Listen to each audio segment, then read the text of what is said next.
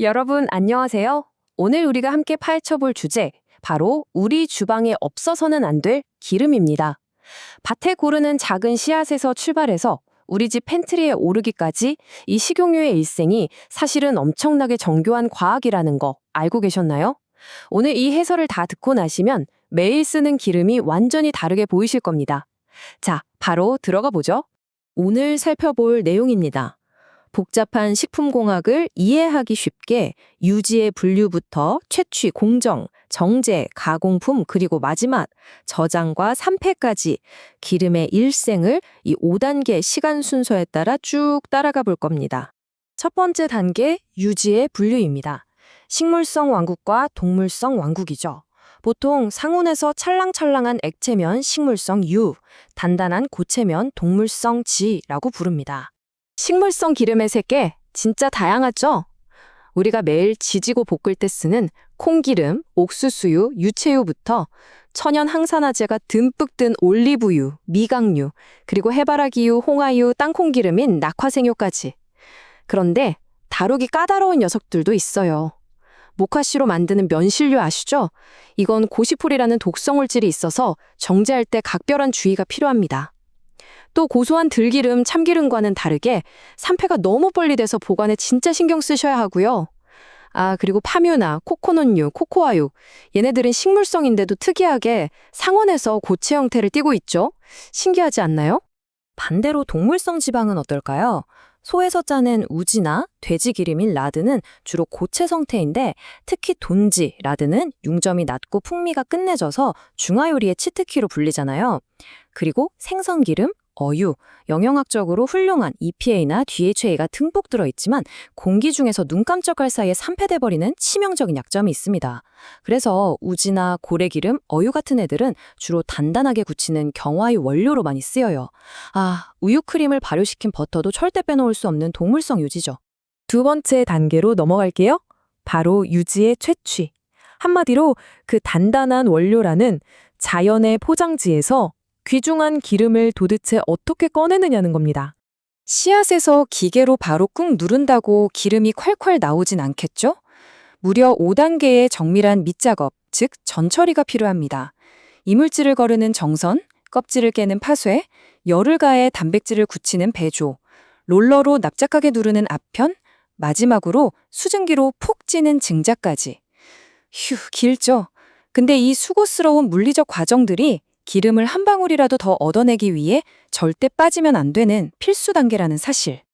자, 본격적으로 기름을 짭니다.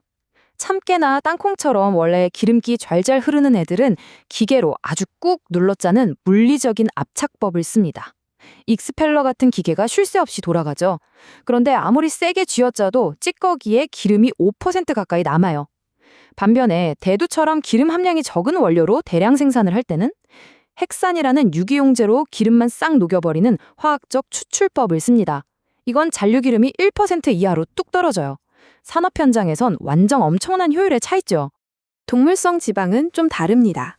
기계로 강하게 쥐어짜는 게 아니라 열과 물이 핵심이에요.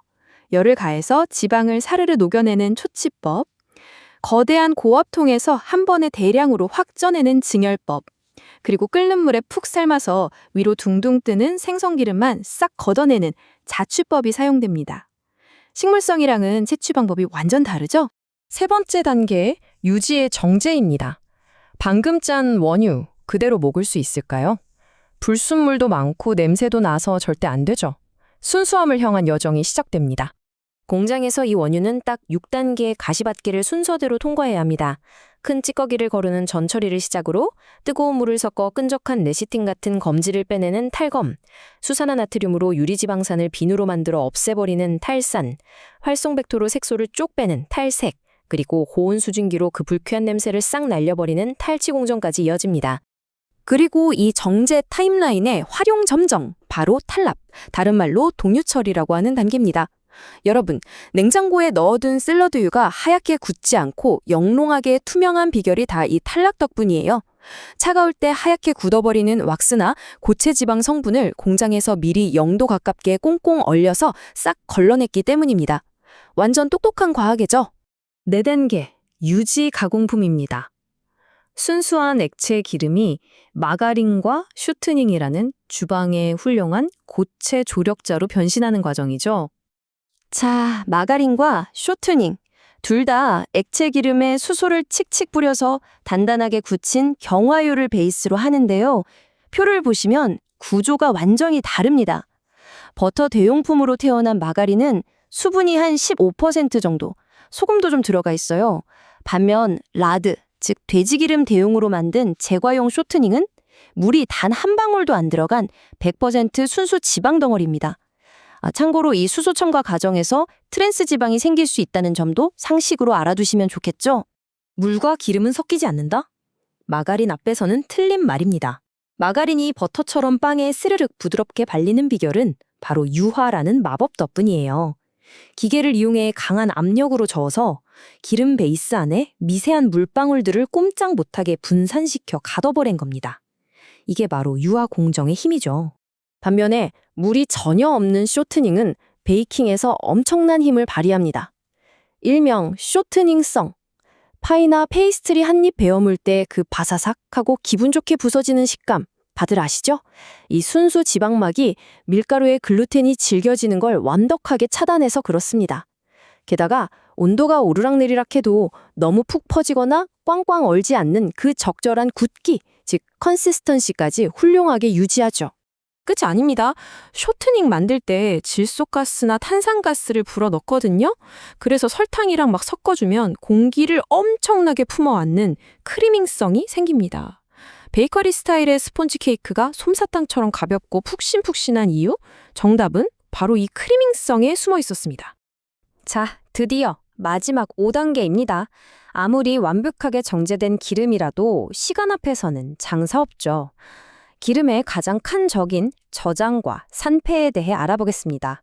싱크대 밑에 놔뒀던 오래된 식용유에서 찌든 냄새 맡아본 적 다들 한 번씩 있으시죠? 색깔도 이상하게 턱해지고 끈적거리고 도대체 병 안에서 화학적으로 무슨 일이 벌어졌길래 기름이 이렇게 흑화해버린 걸까요? 범인은 크게 4가지 산패 경로입니다. 뜨거운 튀김기 안에서 끈적해지는 가열산화, 수분 때문에 일어나는 가수분해, 그리고 리폭시게나아제 같은 효소가 개입하는 산패. 근데요, 가장 무섭고 치명적인 건 상온에서도 조용히 스멀스멀 일어나는 자동산화입니다. 공기 중 산소랑 결합해서 한번 시작되면 알아서 멈추지 않는 아주 파괴적인 라디컬 연쇄 반응을 일으키죠. 자, 만약 멀쩡한 기름을 초고속으로 부패시키고 싶다? 여기 완벽한 환경 요인들이 있습니다. 뜨거운 온도, 창문으로 들어오는 직사광선, 안 맞는 수분, 엽록소 같은 색소나 효소, 특히 구리나 철 같은 금속 이온은 기름에 닿는 순간 산패 속도를 미친 듯이 올려버리는 최악의 촉매제입니다. 그리고 건강에 좋다고 알려진 불포화 지방산, 이중결합이 많을수록 이 산화 공격에 훨씬 더 취약하다는 점도 꼭 기억하셔야 합니다. 보관을 진짜 잘하셔야 해요. 하지만 우리가 가만히 당하고만 있을 순 없잖아요. 산패를 막기 위한 든든한 방어군, 바로 항산화제를 투입합니다. 비타민 E 같은 천연 성분이나 BHA 같은 합성 성분이 무한정 이어지는 산화 연쇄 반응을 싹둑 잘라버립니다.